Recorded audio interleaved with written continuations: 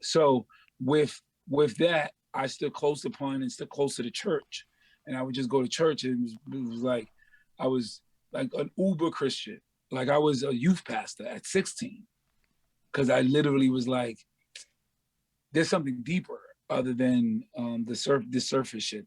There is something deeper. So started studying Christianity hardcore, and then Pun dies, and you know, um, tomorrow's the anniversary of 21 years of it, and changed my life forever. People look at my career and stuff a certain way, but if you look at my career and then you add Pun still alive, I think my career is a little different. So I mean, I don't have a I whole I've lot been of. working hard since he's been gone to keep his name alive and keep his name fresh, and telling you guys stories that show how smart or funny or insightful he was, because apparently there was a lot of fighting after he passed, back and forth with shit, and Well, everyone's story got convoluted. if I So can tell even you, Joe's story, no disrespect at all, respectfully, we want to hear Joe say stories about Pun, and then you can feel that the interviewer just wants to ask him about Liza too, or something, or you want to hear stories about Pun from Liza, and then you just see that the interviewer wants to ask a question about Joe, and so there's this element, even with Cuban or Sace, there's this element of everyone talking about Pun from a different aspect than where I was talking, because I was the only 15-year-old around.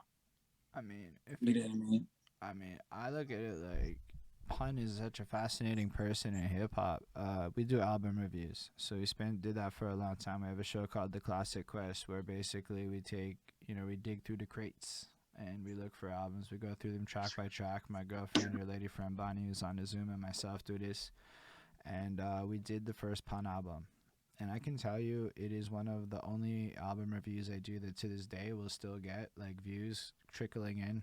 I'm not very popular there. I'm not gonna lie, but it still gets love, and it got a lot of comments. And I can tell you one thing: Big Pun, at least from where I come from and my timeline, that guy's just a legend. I'm not, like, honestly, no disrespect at all, because I don't want that, but most of us don't know that. We don't really care as much about Fat Joe or anything else. We just care about Pun, because Pun is the Yeah, but sickest. to correct that, you don't hear Pun without Joe, That's true. and I don't care what anybody says.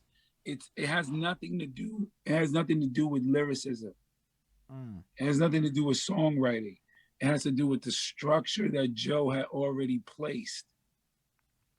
But There was a structure there. You can't get into anything without the structure being there, or else you're gonna have to pave the You know way what? for a new structure. but that's So Name like drop time. but Name there's a drop time. You know what that is? Pun got the have the privilege of having Fat Joe there to bridge the gap of mm, the lack of knowledge that Pun had walking into the industry.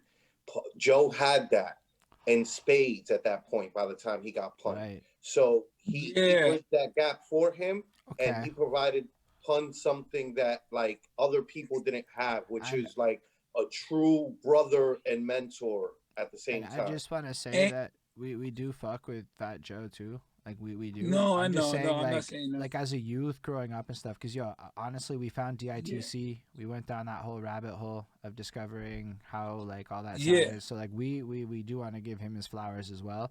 I just Joe's meant amazing. big facts. And he's still in it Joe's today. amazing. And not many people are in it for that many decades, and that's just always worth mentioning. No, yeah, Joe's amazing. His last record is the best record of this year so far. Uh, Joe. All right, I will put it like Bow Wow, Mm, like Little Bow Wow.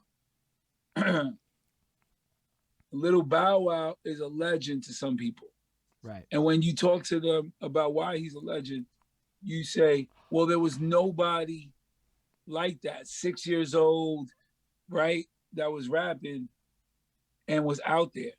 There was.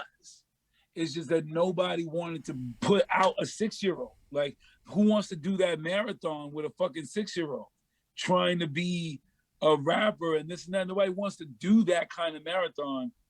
No one wants to do it. Like, it's not that it was not doable, but the one person that wanted to do it, Jermaine Dupri, did it already with Criss Cross. Right.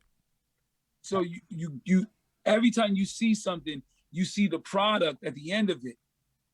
But without Joe, I don't know if a white man or a black man allows pun to be pun.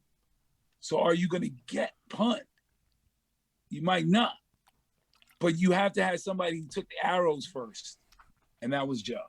Joe had already took the arrows to the dome. So that pun and shielded pun and now allowed that introduction to be that much smoother.